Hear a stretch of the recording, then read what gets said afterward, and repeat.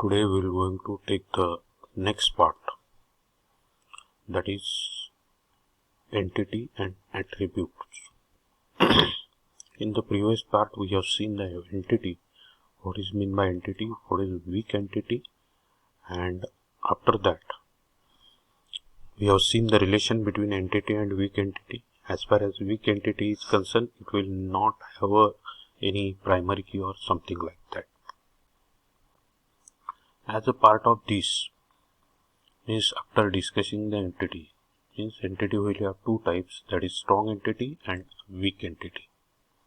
After that, the component of ERD, the attribute is one of the important component in the ERD, because without attribute you can't describe the entity. And for that, the different types of attributes that we're going to see. So, as far as the different types of attributes are concerned, the first one is key attribute and second one is composite attribute. We have already discussed what is meant by attribute means. So, the key attribute is used to represent the main characteristics of an entity. Are you getting it? The attribute is used to represent the main characteristics of entity. Or simply you can say it will be used to describe the entity in different terms. What will be the second sentence is represent a primary key. The key attribute is represented by an ellipse. This one is the ellipse with the text underline. This up till now we have seen the attribute, but today we are going to see the key attribute. Example is given here. This attribute is students, which has been shown by the rectangle, and its attribute which has been shown by the ellipse, that is student ID. This will be the phone number of student. This will be the age of student, and this will be the name of student. As far as the concept of a key attribute is concerned, we are not going to more detail about the different key, because in next or next to next lecture we are going to see the different keys which are available in the ERD. Here the key attribute means, as far as all these things are concerned, the key attribute we are considering here the primary key.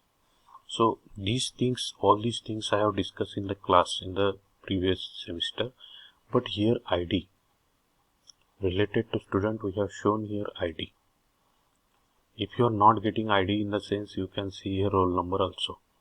So what will be the characteristics of this attribute related to the student? That will be, these things will be unique to the students. Are you getting it? So as it will be unique in the sense what? The ID which is allocated to any student, it will be unique, it will not replicate to another students. So when we want to show that key is a, simply you can say key attribute, so it will be shown by the underline. Remember, this underline plays very important role in the ERD. Means this will be the entity, this will be the attribute that we have seen, but if you want to show the key attribute, then it will be shown by the ID. It will be shown by the underline. Next one will be the composite attribute.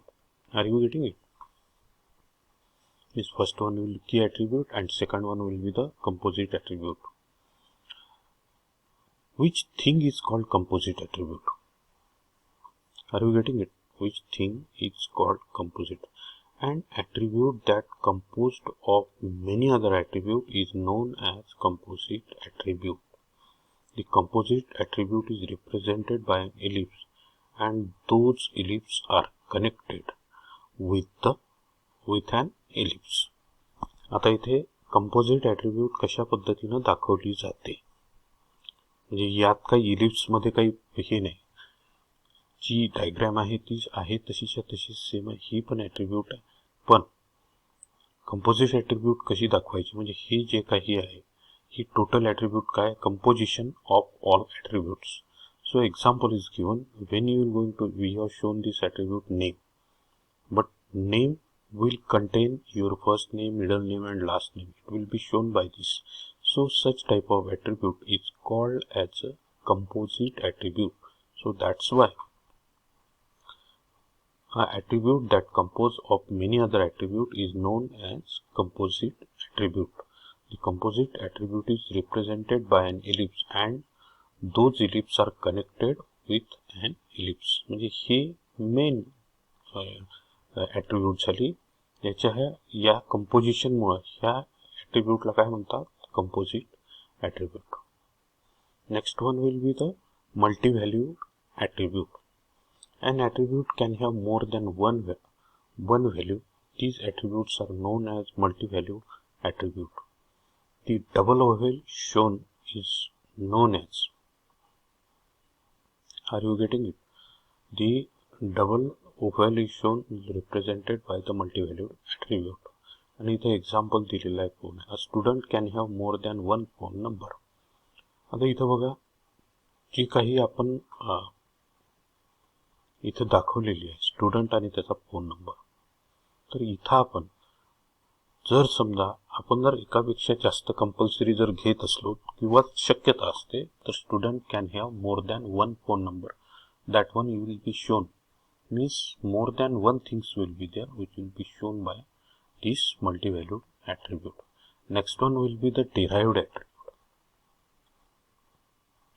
Derived attribute means what? एका गोष्टीवरनं दुसरी गोष्ट derive केली जाते, त्याला म्हणायचं derived attribute. आता याचं हे बघा, an attribute that can be derived from other attribute is known as derived attribute. It can be represented by a single dashes ellipse. Are you getting it? It can be represented by a dashed ellipse. आता इथे बघा, a person age changes over time and can be derived from another attribute like date of birth. इथे बघा अतिशय साधं दिलेलं आहे की स्टुडंट आहे त्याच्या एंटिटीज आहे कोणती? नेम, डेट ऑफ बर्थ आणि रोल नंबर. आता याच्यामध्ये जर समजा तुम्ही बघितलं तर ही एज जी आहे ही डॉटेड दिली. आता ही जी ॲट्रिब्यूट आहे ही कशावर डिपेंड असणार आहे? बर्थ डेटवर. म्हणजे ज्यावेळी तुम्ही बर्थ डेट कॅल्क्युलेट करणार, बरोबर, ज्यावेळी तुम्ही बर्थ डेट कॅल्क्युलेट करणार त्यावेळी ऑटोमॅटिकली इथं काय येणार? एज. बरोबर. जोपर्यंत तुम्ही बर्थ डेट इनपुट करत नाही तोपर्यंत काय होतंय? तुम्हाला हे मिळणार का? एज मिळणार नाही. म्हणून इथं लिहिलेलं असते डिराइव्ड ॲट्रिब्यूट. म्हणजे जसं सर्कलचा एरिया, जोपर्यंत रेडियस सर्कम्फरन्स आपण इनपुट करत नाही तोपर्यंत तुम्हाला एरिया मिळणार का? नाही. तर अशा पद्धतीच्या म्हणजे डिराइव्ड ॲट्रिब्यूटला कशाने शो केलेला आहे? डॉटेड इलिप्सने शो केलेला आहे. आता इथं एक्झाम पॉईंट ऑफ व्ह्यू काय लक्षात ठेवायचं? तुम्हाला लक्षात येते हे जे मी काही सांगितलं हे एक्झाम पॉईंट ऑफ व्ह्यू काय लक्षात ठेवायचं? तर एक्झाम पॉईंट ऑफ व्ह्यू लक्षात ठेवायचं की ॲट्रिब्यूट जर असेल, that attribute or that things you have written in the ellipse will be shown by underline. म्हणजे की ॲट्रिब्यूट म्हटलं की अंडरलाईन लक्षात ठेवायचं. ज्यावेळी एका ॲट्रिब्यूटला एकापेक्षा जास्त ॲट्रिब्यूट कनेक्ट्स असतात आणि त्यापासून मेन ॲट्रिब्यूट तयार होते त्याला काय म्हणायचं? Composite attribute. त्यानंतर एका ॲट्रिब्यूटमध्ये एकापेक्षा जास्त व्हॅल्यू असू शकतात किंवा असण्याची शक्यता असते. त्या ॲट्रिब्यूटला कशाने शो करतो आपण? डबल इलिप्सनी. आणि एका गोष्टीवरनं ज्यावेळी दुसरी गोष्ट डिसाईड केली जाते, समजलं, म्हणजे रेक्टँगल आहे त्याचा एरिया जर फाइंड आउट करायचा असेल तर तो रेक्टँगलचा एरिया फाइंड आउट करायसाठी पहिला आपल्याला काय लागणार? पहिला आपल्याला त्याची विड्थ लागणार, लेंथ आणि विड्थ. त्यावरनं आपण त्याचा एरिया फाइंड आउट करू शकतो. तसंच इथं ही जी स्टुडंटची ॲट्रिब्यूट आहे एज, ही कशावरनं आपण फाइंड आउट करू? डेट ऑफ बर्थवरनं. आणि सर्वात महत्त्वाचं एक्झाम पॉईंट ऑफ व्ह्यू याचा सिम्बॉल जो आहे that it will be shown by the dotted ellipse. Dotted ellipse हे महत्त्वाचं आहे कारण की किंवा डॅश्ड इलिप्स अशा पद्धतीनं तुम्हाला हे लक्षात ठेवायचं आहे. आता इथं relationship. What exactly relationship? A relationship is used to describe the relation between entity. Diamond or rhombus is used to represent the relationship. हे जे डायमंड साइन आहे हे काय करतं, दोन एंटिटी मधलं रिलेशन शो करतं. आता इथे टीचर टीचेस स्टुडंट्स. आता इथं काय येऊ शकतं, वन टू मेनी सुद्धा येऊ शकतं किंवा मेनी टू मेनी येऊ शकतो. दोन्ही पॉसिबिलिटी आहे याच्या, वन टू मेनी किंवा मेनी टू मेनी.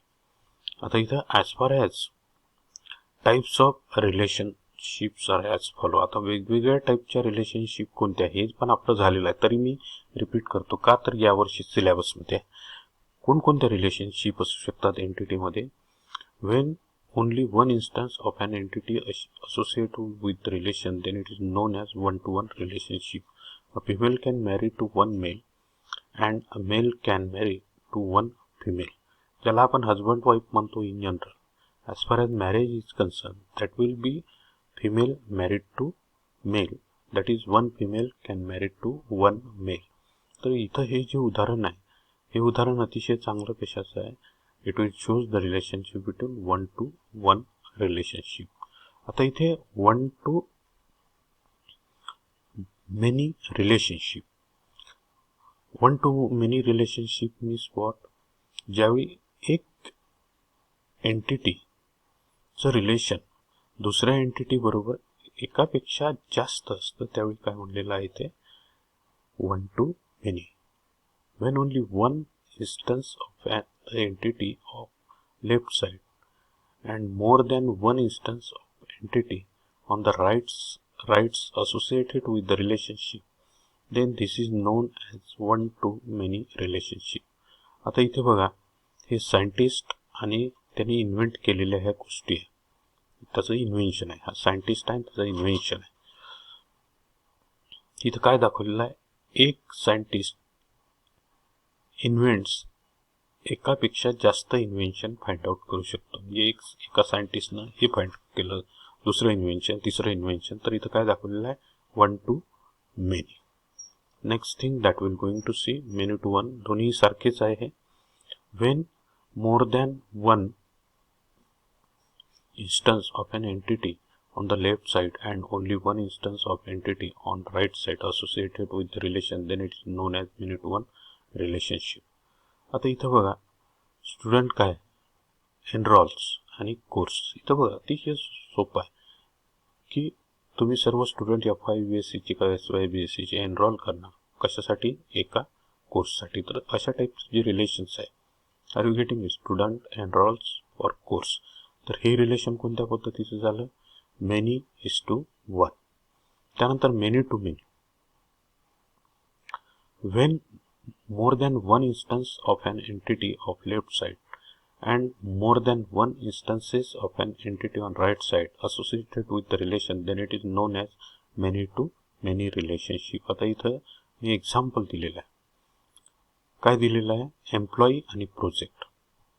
आता एक एम्प्लॉई इथं दाखवू शकता तुम्ही, एकापेक्षा जास्त प्रोजेक्ट असाइन केलेले असतात किंवा m number of employee will going to assign m number of project.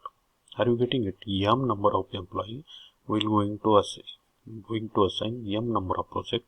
So such type of relationship will be what you can say shown by using many is to many. तुम्ही कोणतेही म्हणजे जर समजा offline जर exam असेल तर तुम्ही कोणत्याही पद्धतीने इथं एक्झाम्पल देऊ शकता की जिथे many is to many relation असणार आहे. लक्षात. तर हे झालं आपलं मेनी टू मेनी रिलेशनशिप. आता इथे कार्डिनॅलिटी कन्सेप्टच्या म्हणतो, नोटेशन ऑफ ER आहे कार्डिनॅलिटी कन्सेप्ट.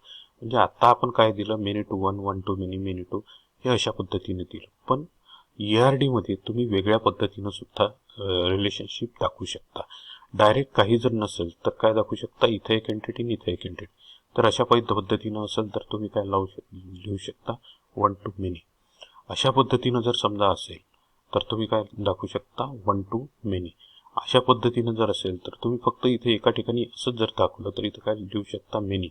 आणि इथे दाखवलेलं आहे मेनी वन और मेनी.